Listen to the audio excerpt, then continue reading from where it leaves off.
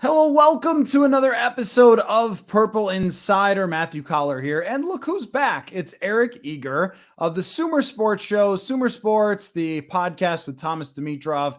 Tremendous insight leading into the draft and analyzing the draft. So because we have some analytical issues to dive into here, you are back. And also Kevin Cole's going to join the show later in the week. We're going to make sure we get to the bottom of every analytical angle of the Minnesota Vikings draft and others. So, Eric, how are you? How was your draft? It went well. Thomas and I did the first round on our draft show, and it went without a hitch. So that was good. Obviously, some teams did better than others. Some people did better than others. Will Levis, of course, fell out of round one. I told everybody on this freaking show that Hendon Hooker wouldn't go in round one, and not only did that not happen, Will Levis didn't go in round one. The Lions took a running back and linebacker in what could only be seen as a continuation of the luck the Vikings enjoyed last year in the NFC North. The Bears are fine.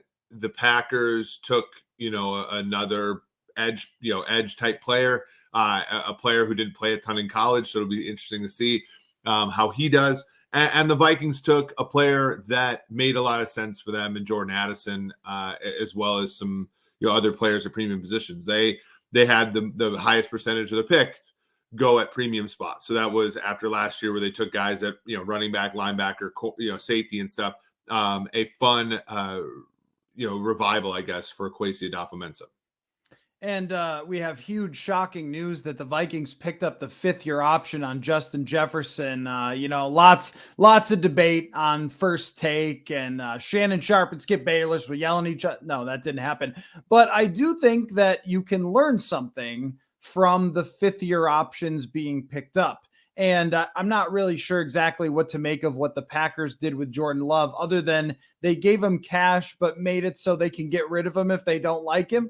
Maybe that's the bottom line there. But what can we learn from fifth-year options and whether they're picked up? And just if people don't know, when you are a first-round draft pick, it's a thing where a team can pick up to guarantee a fifth year that you're on the roster. If you are a second or beyond pick, that does not exist. So it's just particularly for first-round picks. So that means that one way you could grade whether first-round picks are a success is if the team decides to pay you. So Mekhi Becton, for example, the Jets tackle, that pick, he looks like a great player or great talent, but that pick's not a hit. It didn't work out for them to take him. They're not picking up the fifth-year option. Even with Garrett Bradbury, they re-signed him, but you wouldn't call the pick a success because they decided not to pick the fifth-year option up. So you could still bring back the player after, as the Vikings did with Bradbury, but it's kind of a way to grade a team's draft a couple of years later by looking what ultimately happened in the decision that the team made about that player. Yeah, interestingly, the Vikings actually have or had two options to decide to pick up. Not only Justin Jefferson's, but Jalen Reagor, the gentleman picked right before him that they traded for from the Philadelphia Eagles. It looks like they have declined that one. Surprise, surprise, as he is now a punt returner in the NFL.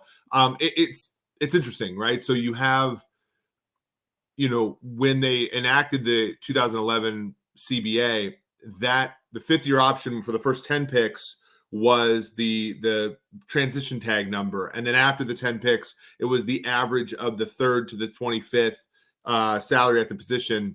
And it wasn't guaranteed except for injury. So you had like this kink in the data, right, for top 10 picks and then 11 through 32 that was, commensurate with the fact that like there would be an uptick in taking the option for the 11th pick over the 10th pick just because it was cheaper. And then in the 2020 season, they decided to kind of tier it a little bit. So if you don't hit these playtime, thresholds, so they're something like, 50% of the snaps over 3 years each year, or 75% every year, or 75% or a 75% average over 3 years, or more than 75% in 2 of the 3 years. Then if you don't hit those, it's the bottom still. It's the average of the 3 to the 25, which for funny, this actually makes top 10 picks more likely to be hit because there are going to be top 10 picks who don't necessarily hit that threshold sometimes, but are worthy of picking up the option, say like a situational pass rusher or somebody who was injured for a few years or somebody who didn't play the rookie year or something like that. That player may or may not actually hit that, option price. And you look, for example, CJ Henderson was one that wouldn't have, now he didn't actually, get his option picked up, but there would be an option there for a player who made one Pro Bowl exactly, which was Chase Young. Actually, they get the transition tag number, and for a player who made 2 or more Pro Bowls, it actually is the franchise tag number. So it made it a lot more expensive, and it's across the entire. It has no bearing on where you're picked, so it's all the way from 1 to 32, and so that has caused a lot of players not to get their options picked up in the back half of the draft because a lot of players do hit, that playtime level. In which case they end up making that money. So what you're saying is that it's not as simple as saying a guy got his option or didn't picked up as hit or miss. It's sort of a basic way to look at it, though. I mean, if, like, for example, K'Lavon Chaisson, I remember there was a lot of debate over him just to pick kind of somebody out of that. And if you don't pick up his 5th-year option, it means it wasn't a home run, I guess I would say. It didn't end up being something that was really a success. And he's actually a guy that I've looked at as an example for why picking a pass rusher at that point in the draft is usually a little dicey. And we see a lot of those guys not work out. But I wonder what you took away from kind of some of the data, because I saw you tweeting about this. And I think that it's totally fair if everyone is tired of hearing about premium positions. I'm tired of saying it. I mean, and in fact, like, this was my biggest praise for Kwesi Adofo-Mensah's 2nd draft, and my biggest criticism of his 1st draft is not picking the right positions. But the data that you were tweeting about of guys getting their 5th-year options picked up, I think it couldn't demonstrate it any better that if you're picking those positions, you're taking a big risk. Not only that, but if you hit on those guys, how much impact do they truly even have? So I think with the Vikings going wide receiver in the 1st round and getting someone who is at that a premium position that would cost $20 million on the free agent market if he becomes a solid number 2. And if they had gone maybe corner, I think I would have had similar praise for it as a position that usually gets paid big time. But when you go outside of that, and that was the criticism for last year, 2 out of the first, 3 picks being a safety and a guard, that's where I feel like it's much more risky that you almost have to get a mega star at those points in order for that to be a success.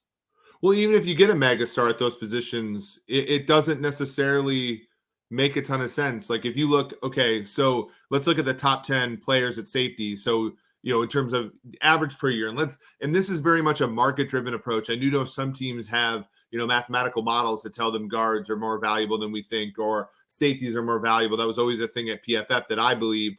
But you look at, let's look at the top 10 players, the top maybe 11. You have Jesse Bates as a top 4 player at the safety position. He was accessible via free agency by the Atlanta Falcons.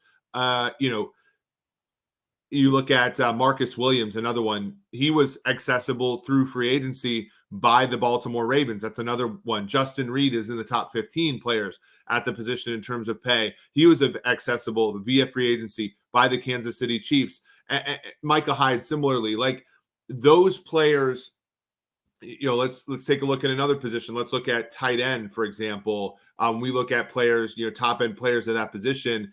David Njoku was at one time, a free agent. Hunter Henry was at one time a free agent. Evan Engram was at one time a free agent. Taysom Hill is a quarterback. So those positions, you can access them through free agency if you have a hole there. Furthermore, just take tight end, for example. The highest paid player right now is Darren Waller at $17 million per year. If you take a player like that in the top 5, he's going to be making $8 million a year. So that provides, if you have a player that plays up to Darren Waller or Travis Kelce making $14 million, presumably they're not worth more than them on the field. So 14 million minus 8 is 6 million of surplus value. That's not a ton. If you take a wide receiver and, the top end wide receivers making 25 to 30, that's a surplus value of 17 to $22 million. That's a lot more. And so it's just really about the structure of the league in some ways. Can you access those players through free agency? In the case of tight ends, guards, centers, running backs, linebackers, safeties, those positions, the answer is, yeah, you can. If you can you access them through trades only or through the draft? The answer for quarterbacks, unless you're going to sign Kirk Cousins, quarterbacks, wide receivers, left tackles, in most cases right tackles, edge players, defensive interior players, corners, like those positions are only accessible at the very high end through the draft or through trades. And that's why, you need to access them in that part of the NFL cycle, because otherwise you're going to be overpaying through a trade, or you're going to be like kind of drafting them later in the draft where the pickings are slim. Okay, so we kind of like push the gas pedal down here, and let's just back up a second and just say, like, did you like it? I mean, so they pick a wide receiver. I thought that it was one of the smartest decisions the Vikings have made in the draft in a while to go in. I mean, Christian Darrisaw was a great pick, and they passed up on Mac Jones. There's that element, but trading down to still get a tackle who was considered to be one of the elite tackles in that draft. So, of course, that's a really good decision as well. But I thought that they got exactly what they wanted. And there are some things that I think teams do in front of the cameras because they know that everything's being filmed. And there are also things that I think sounded pretty earnest. And it seemed like Kevin O'Connell really wanted Jordan Addison. So it kind of checks off all the boxes for me to stay at 23 and get Jordan Addison, a receiver who can be hugely valuable for you, massive surplus value, which is, like you said, what you would pay in free agency. And then that's another good point, because when we talk about like rebuilding this team, there were some people that asked, like, wait, why didn't they take defense? Well, one of the reasons is because, like, think about the Eagles. They just got two really good corners last year in what I think both of them were trades, like Gardner Johnson and Bradbury. There are corners who become free agents or who are available via trade every year. Who was the best available wide receiver? What, like Odell Beckham? Okay, I guess. Aside from that, maybe once a year there's a Tyreek Hill or Stephon Diggs who gets really angry at their team and then needs to be traded, or AJ Brown, but that doesn't happen all the time, and it doesn't guarantee you're the team. And it costs more than just the signing. It costs draft capital too. Like it's double whammy to access those players when they're veterans. Yeah, I mean, DJ Chark was 1 year, $5 million. Last year was Juju at 1 year, $3 million with incentives up to 10. Like, it's not, when Christian Kirk got fetched $20 million in free agency, it pushed up the value of all the great wide receivers. It's pretty clear how these things work. Right. So, but from that perspective, there were other options. One of those options was drafting Will Levis. And this is one where I'm gonna stand on this very complicated ground with Will Levis, that I got one eye on it, like watching what happens with his career, because it will be very interesting. I think personally that he's Christian Hackenberg and that it's not going to work. That's my assessment from just watching him, how I feel about it. That's clearly how the Vikings felt about it. But there's this other part that I cannot ignore of that, like, I'm really going to be interested to see, because they decided not to take a swing. I am not criticizing them for that. I would not want to say to Kevin O'Connell, hey, I don't care if you like him or not. He's your guy. Go take him. That is a recipe for disaster. We kind of just saw that. Hey, Kirk Cousins is your guy. Mike Zimmer, deal with it. How did that work out? Right? Because you're just ultimately, if it doesn't work out with wins, you get finger pointing and everything else. But there is like should you just take swings because it is a quarterback? And what if the guy is great? Like, all these things are sort of competing thoughts, but I refuse to like stand on a ground where I'm going to say, how dare you not pick him? But also, it's not like he was taken in the 4th round. He was taking only a handful of picks later. Yeah, it's a good question, because Malik Willis was provided last year with much more of an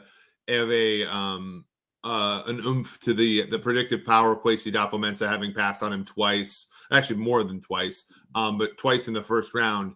I think that this one's a little bit trickier because he was considered a top 5 pick by many.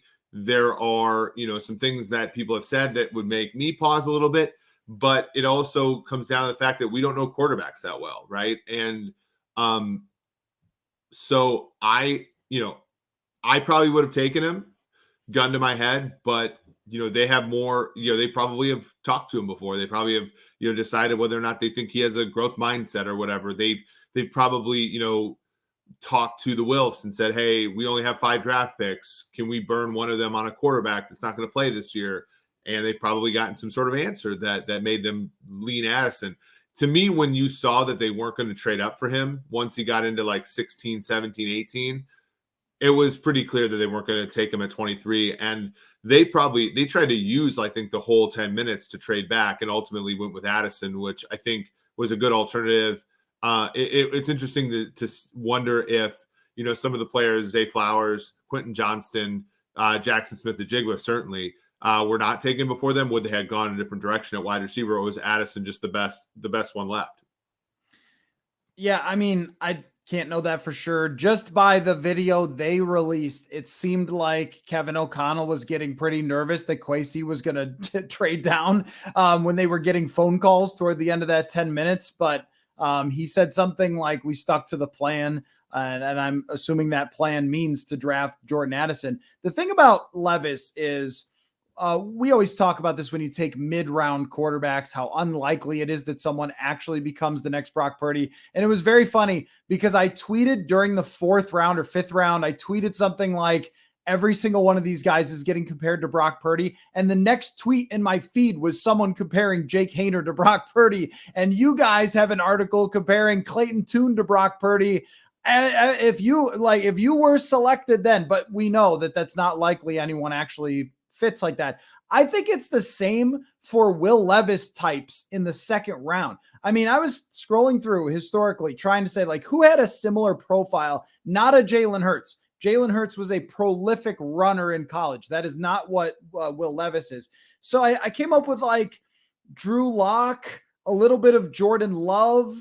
I mean, Jimmy Clausen, like the big arm guy. Christian Hackenberg was another one that came to mind. Like, I don't think that this player has worked out all that often. Derek Carr was much, much more accurate. Kind of a, Mike Glennon was talked about this way. I know he dropped, I think, to the 3rd round, but there doesn't seem to be a history. Ryan Mallett falls into this combination of skill sets and like big arm and little concerns about this or that. And so I feel like not every 2nd round quarterback is a 2nd round quarterback. Colin Kaepernick, prolific runner. Andy Dalton, like really, really accurate. And that's not what Will Levis has talked about. Big arm, inaccurate, and nobody buys it. It seems to be a pretty losing combination. Yeah, I think of like Connor Cook. I think of guys like that where you're just like, it's not going to work. And there is some signal. My former colleague Timo Riske at PFF, he pinned down the fact that when a guy falls, it's more indicative of the truth than when a guy is reached for.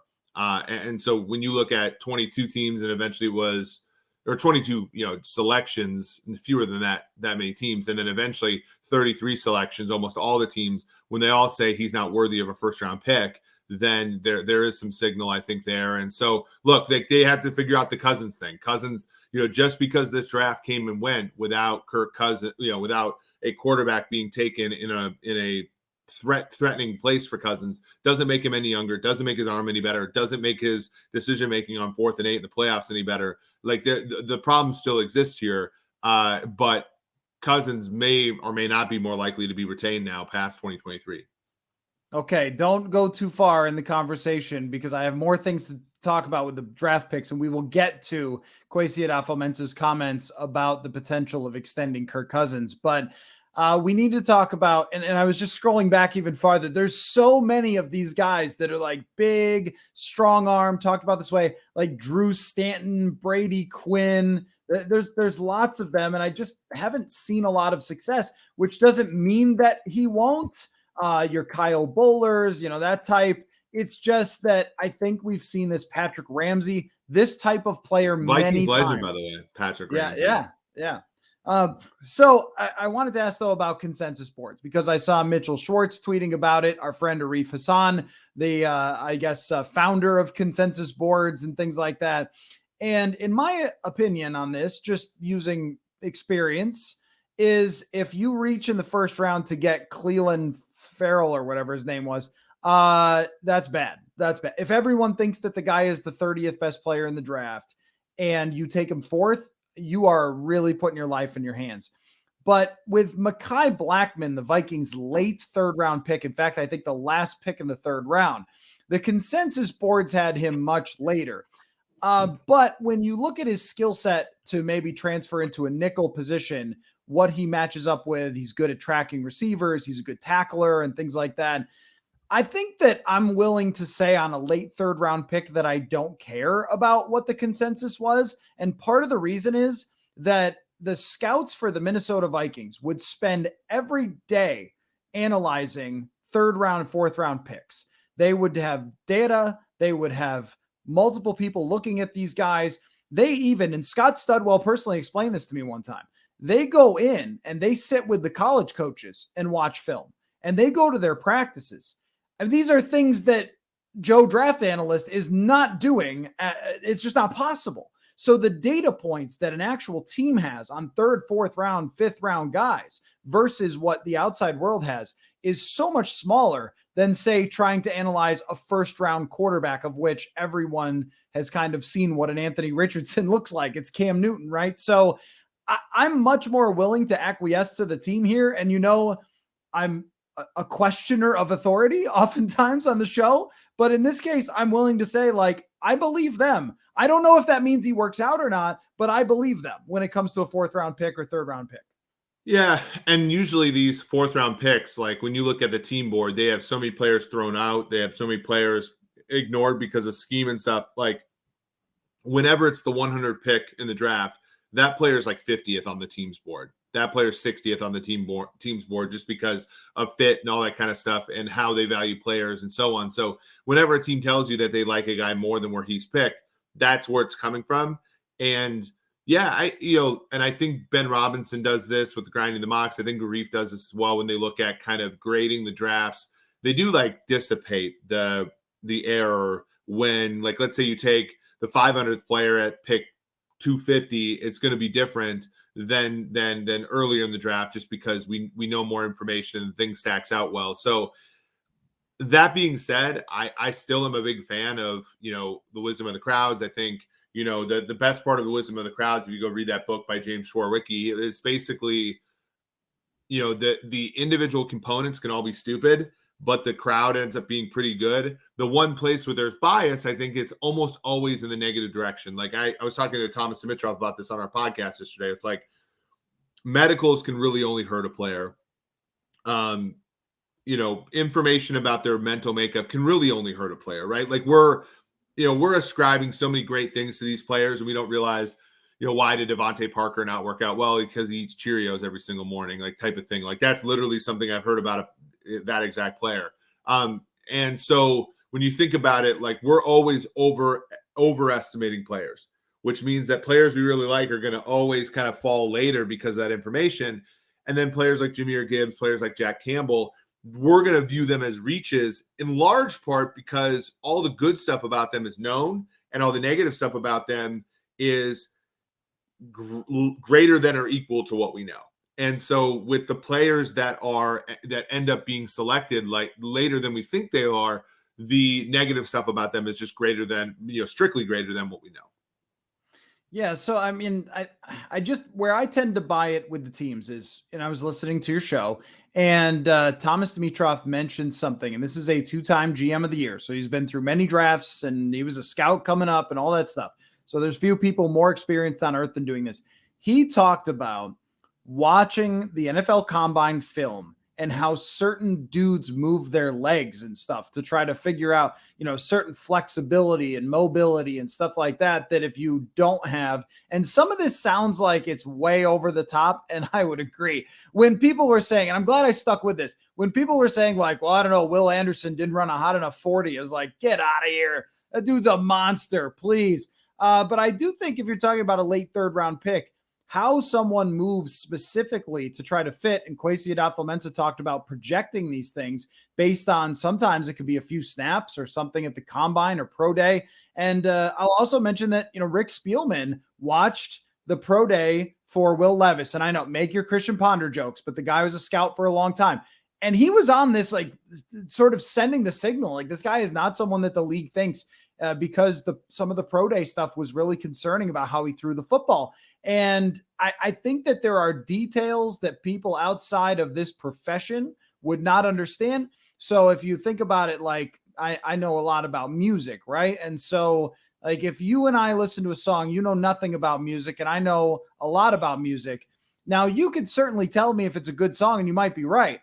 But I can tell you about the chord progressions, the scales that are used, the lyrical content. You know what I mean? Like, there's so many things that I think that teams can see that we can't, that I don't want to say they're right, because sometimes they're hilariously wrong with these draft picks. The Vikings have been hilariously wrong many times. But when you're trying to tell me that I should, like, hate a draft pick by the Vikings because of the wisdom of the crowds that maybe don't have a lot of wisdom at that point, I'm just going to kind of pass on that. I think that there are some things when it comes to analytics where we have to say, look, I don't think that really tells us as much truth as you think it does.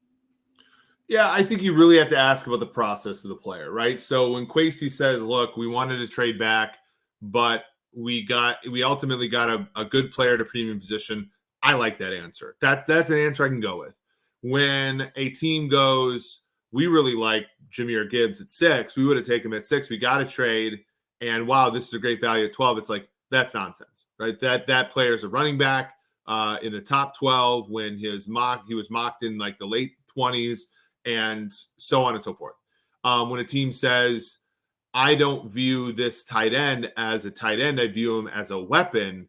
Well, okay, but the league prices him as a tight end, so you're overpaying for that. Like, I agree with you in the sense of, if the team has good process and just says, look, we had a really good eval on this player, he's at a premium position, so we took him at a premium spot, fine, I can go with that. But a lot of when Michael Lombardi comes out and, stands for the Houston Texans and says, look, that second trade up was actually for Stroud, it's like, no, it wasn't. It was for Will Anderson. And, well, they would have taken Will Anderson second if they weren't allowed to trade up. It's like, well, that means that they shouldn't have traded that much for Stroud if they liked a position player better than him.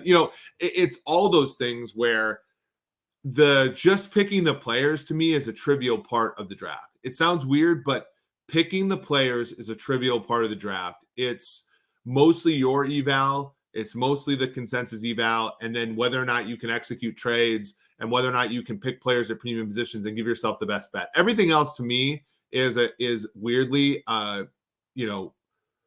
kind of solved at this point to the extent that they want to. Now they can use analytics and player evaluation better for sure. And that's another thing that we'll get to. But for right now, given the current state of player evaluation in the NFL, picking the players in the draft is not the hard part. The hard part is picking the dollar bills that the other teams leave you off the ground. Yeah, and I want to say I'm talking very specifically about the criticism for this Vikings pick when I'm saying this, not as a broader thing about everyone's draft, because I think that what the Atlanta Falcons did, and you can already see everyone talking themselves into it. And I don't doubt that Bijan Robinson's a great prospect, but when I hear, similarly to what you mentioned as a tight end, oh, this guy's different, he actually plays wide receiver too. You're like, okay, well, show me in the last 30 years how many running backs actually played wide receiver. My personal friend, Thurman Thomas, Eric Metcalf, Marshall Faulk, Christian McCaffrey, that's the list. Maybe you could take Keith Byers from the fullback position and put him at tight end. But how many of these guys actually do this, right? So am I really to believe that you guys are going to be putting, Bijan Robinson as a slot receiver and he's going to run downfield routes like Marshall Faulk and average 12 yards a catch? I just cannot see it. And the same thing goes with Gibbs. It's like, okay, if that happens, then I'm wrong. But I don't think it's going to happen. I think that realistically, these guys will be more traditional running backs who catch screens. And then you tell me because they caught screens that they're a receiver, but that's not really what it is, because everybody catches screens. And from year to year, those hit or don't, as we've seen with Dalvin Cook. So, yeah, I mean, I'm not saying you can't criticize a team's draft based on the analytics and the positional value and everything else. It's more to me that I would lean toward, since they drafted a premium position in Mekhi Blackmon, who they felt like he really was a good fit, That's totally fine with me in the 3rd or 4th round. Had they picked Mekhi Blackmon at 23, I would have lost my mind. I would have said, like, what are you thinking? But from the draft in general, you kind of touched on some of the NFC North teams. I mean, the Lions, what are we supposed to make of what the Lions did? I mean, it's, you draft a running back, you draft a linebacker, and kind of what I said on draft night was, like, these are not good value picks at all. These players also will play and they might be good. So that's not like great for the Vikings, I guess, that they have all these draft picks. And then they go with Hendon Hooker, which is also a weird pick for them, considering that they've sort of been locked into Jared Goff. So, like, what are you trying to accomplish, I guess, with a 2nd round quarterback there? Focusing specifically on them, since you have been Mr. Restore the Roar. Explain this whole thing to me. Like, how am I supposed to feel about the Lions thing? I don't feel great long-term about them. I think, we've seen this in Minnesota, right? You look up one day and you're like, why does this team not have any talent on defense? Why does this team struggle? Why does this team not have a second wide receiver that's ready to emerge past Adam Thielen?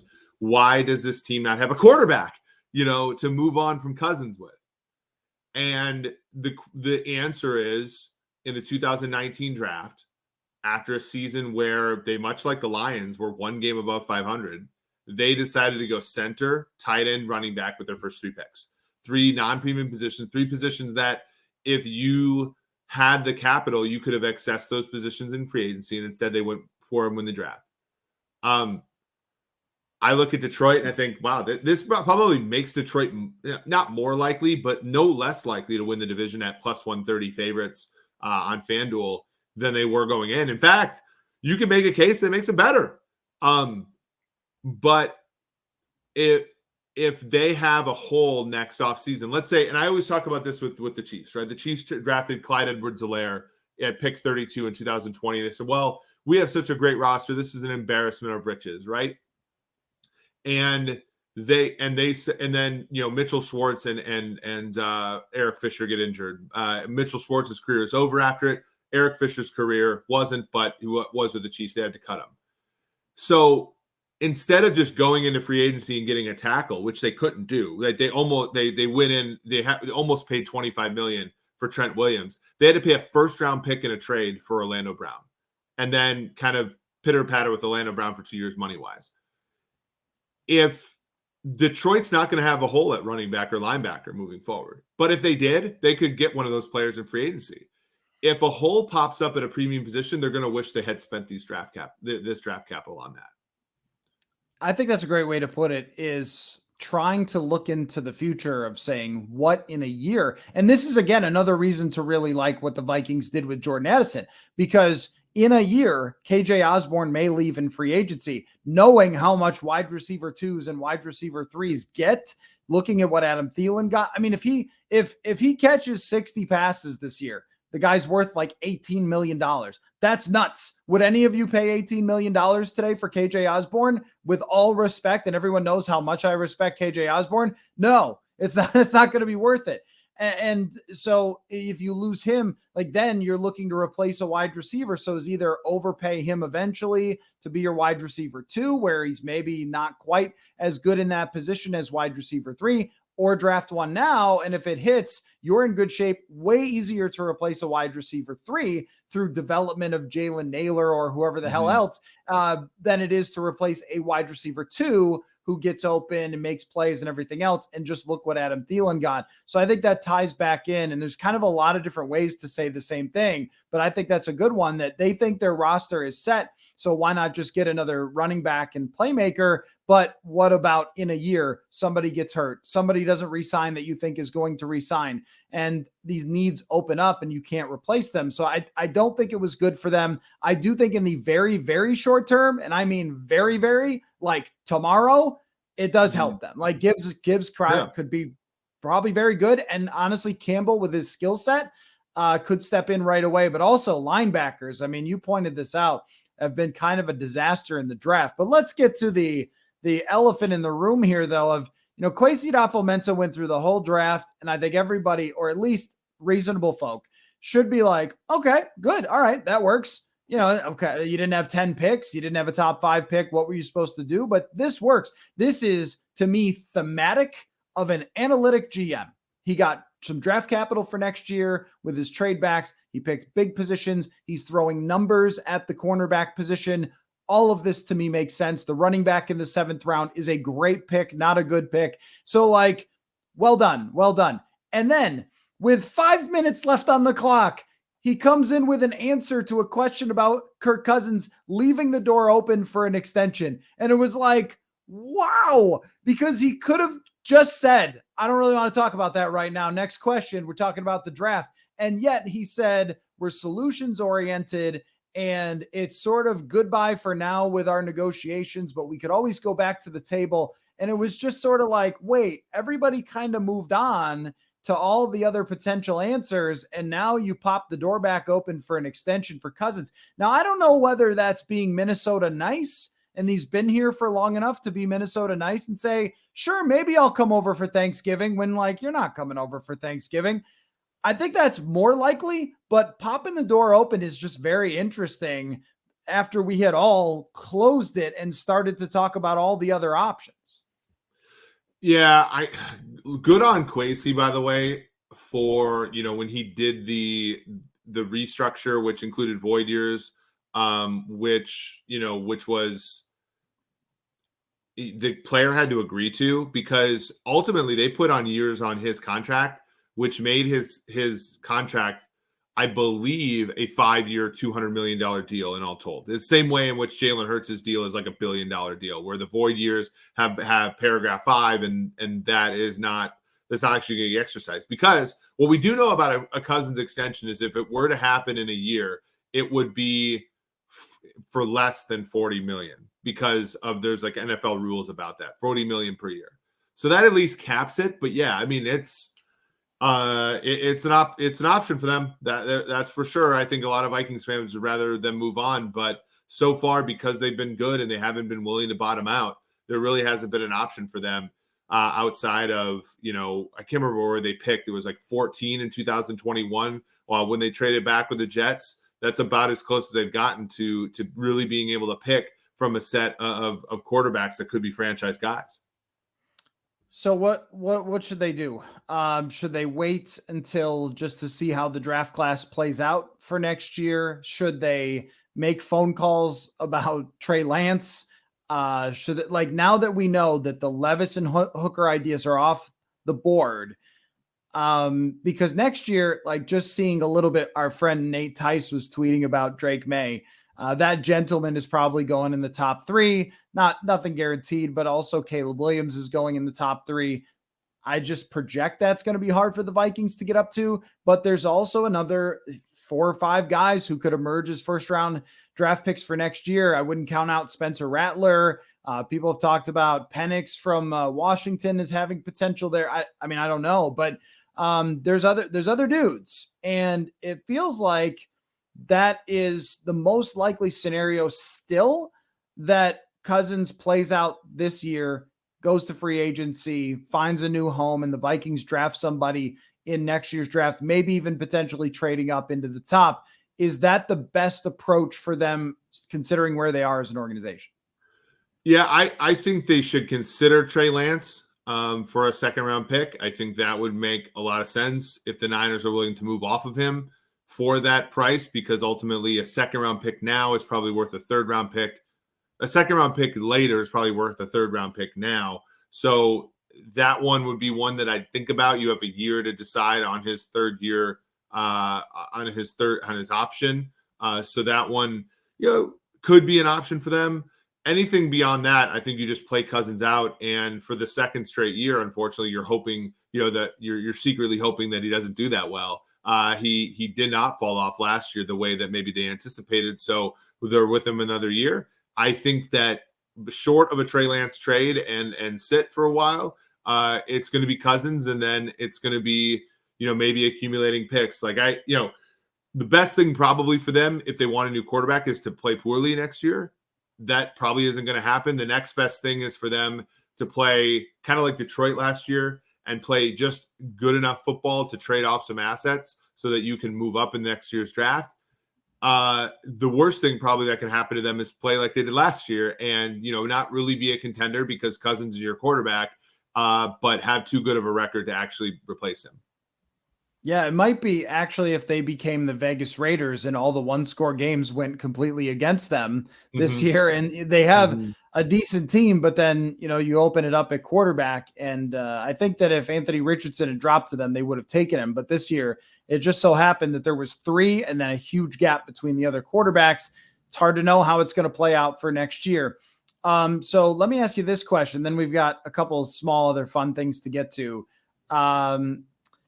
Are they closer today to a Super Bowl than when they lost to the Giants, the minute that they walked off the field? And I don't mean the Super Bowl this year. I mean foreseeable future. Are they closer today than they were when they walked off the field against the Giants?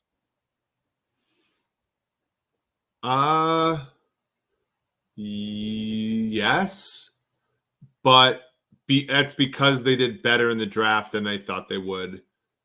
But it's not by much. The way I think they're so far from a Super Bowl that the only thing that can appreciably increase their odds is to change quarterbacks.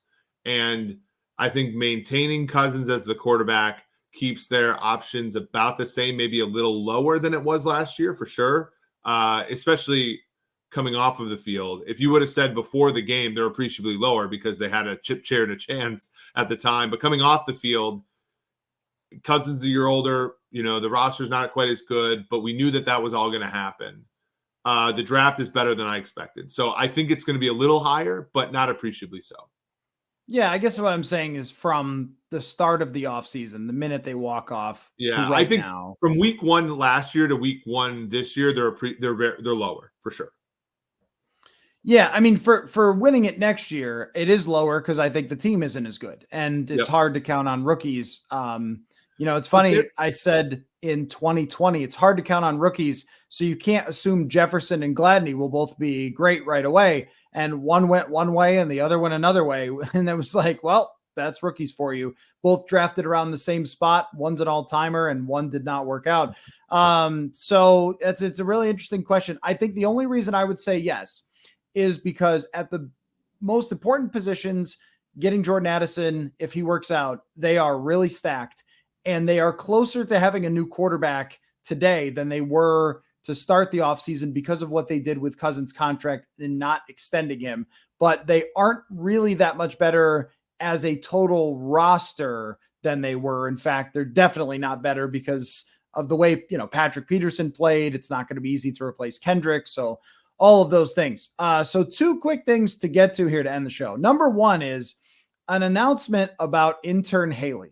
So unfortunately, intern Haley was okay. So unfortunately, she won't be able to do anything longer with Purple Insider. Very fortunately, that's because she has landed a position with the Detroit Lions in their analytics department, which should come as no surprise if you listen to Haley. She is incredibly smart, too smart for this show. And she did a tremendous job jumping on here with a fan base she didn't know, a team she didn't know. She had followed the Jets for the most part as her sort of hometown team and just caught on super quick. And by the way, is a outline for any person. If you want to know how to succeed, do everything she did. She was on time every single show. She met every single deadline with every article. She did everything she was asked to do with a great enthusiasm and was really willing to hear feedback. And we had a lot of back and forths about her articles and things like that. And she just did a phenomenal job. And so I cannot say enough how much I am happy for Haley, and you are too, because she started off interning at PFF, which is where you met her, and that's how she ended up interning for me. So you suggested to me a tremendous intern in Haley, and somebody did a great job, offered great contributions through the offseason and the draft, and now she's staying in the division to help restore the roar in their analytics department. But how awesome is that? Yeah, for sure.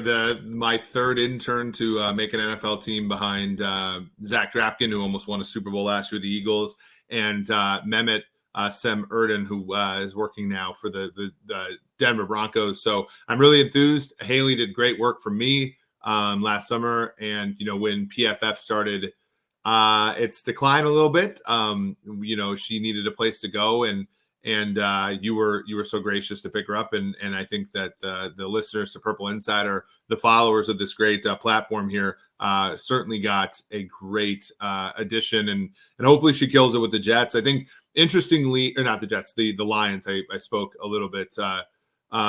There's another one of my students who's also possibly who is, I think, either interviewing for the Jets or something beyond that. But it'll be really fun to see how she does. I think that she has a career in media if she wants one, but also obviously on the team side, that's a feather in her cap that I think she's really deserved. Yeah, and it was very cool to see her get more confident and start to rant on the show and things like that. You saw the growth similar to with Paul Hodowanik, who's now working for PGAtour.com. So it's awesome to see the intern succeed. And Haley, because she can't come on the show anymore, as soon as she signed the agreement with the Lions to join their analytics department, she can't go do public content. Plus, she would have had to deal with the fact that they drafted a running back, and she might have got fired right away.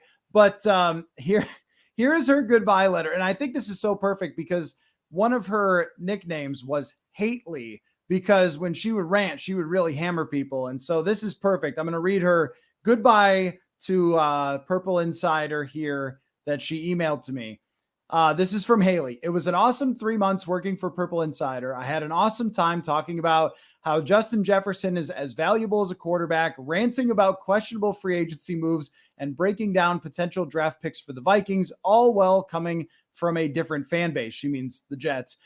In case you're wondering, the Vikings drafted one of Haley's heroes, which was Jordan Addison, picked up two of them as undrafted free agents, Andre Carter and Ivan Pace. And yep, Haley was all over those guys. So I'm going to take credit for those, she wrote.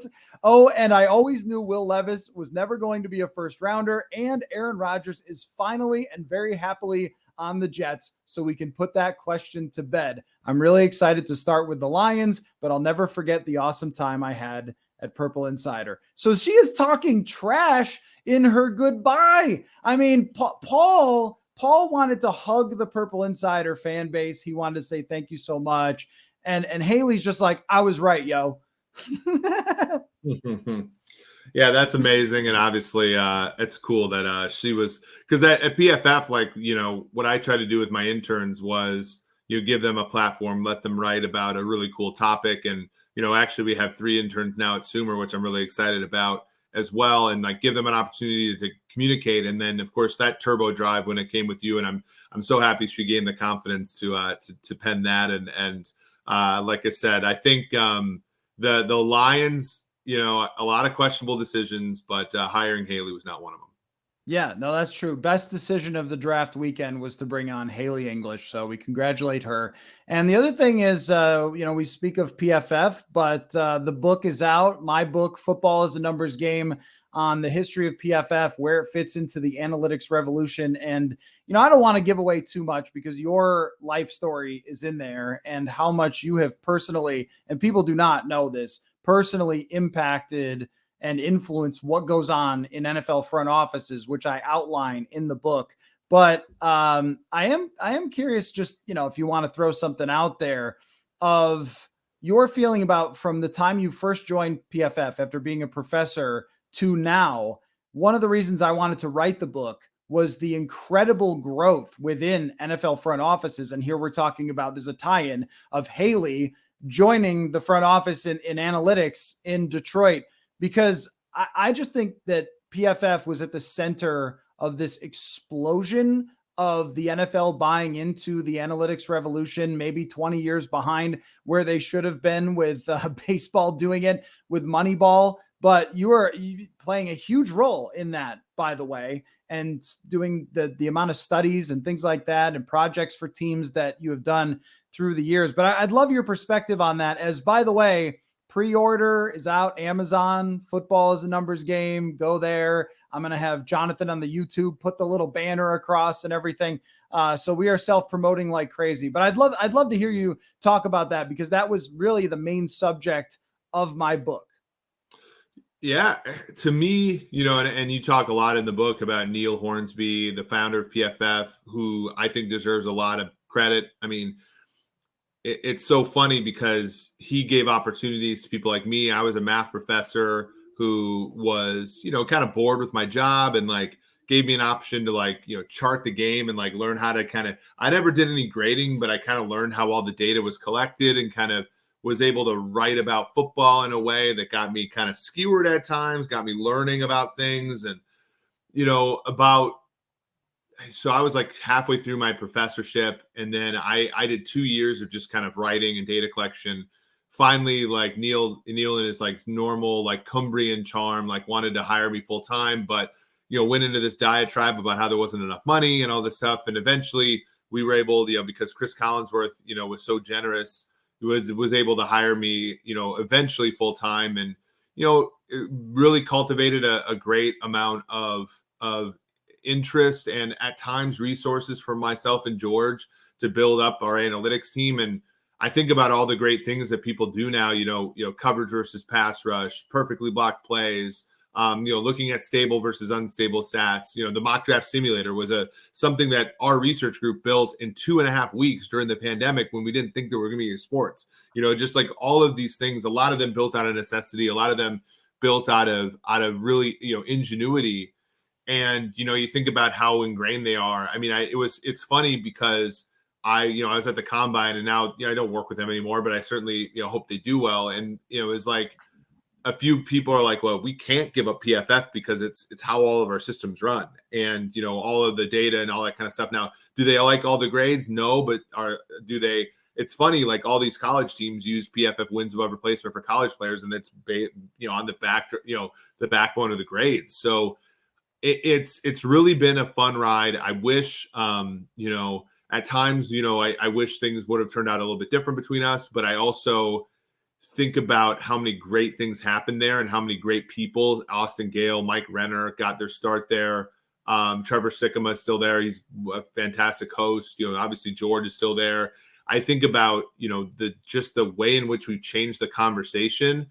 And I only think we're like 5 to 10% of the way there. So I'm really enthused about where football analytics is going. And I think PFF had such a huge impact on that. And that is the subject of the book, of which I spent probably 500 days of my life chronicling. And all of you were incredible in your generosity. And not only that, but I had a chance to interview one of the greatest offensive line coaches of all time about how he uses the PFF grades.